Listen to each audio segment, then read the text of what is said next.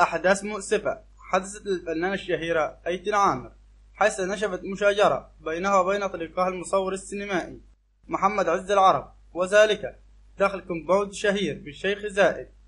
وتم استدعاء النجدة وتحضير محضر رسمي بالواقع، وتولت النيابة التحقيق.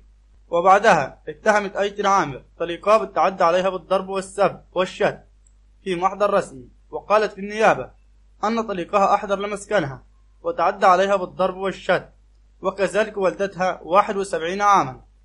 ووضحت أيتن عامر أن محمد عز خطف أبنائها، هما أيتن محمد 7 سنوات ويوسف محمد 6 سنوات. وأيتن عامر هي ممثلة مصرية ولدت في الإسكندرية، وبسن 4 سنوات انتقلت للإقامة في القاهرة. تخرجت بمعهد الفنون المسرحية قسم التمثيل والإخراج، وشقيقة الممثلة وفاء عامر. وكانت بدايتها في التمثيل عام 2004 في مسلسل ملح الأرض.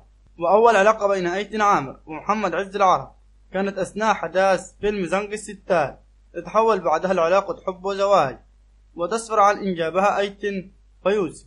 وفي الأخير شكرا لكم والسلام عليكم ورحمة الله وبركاته.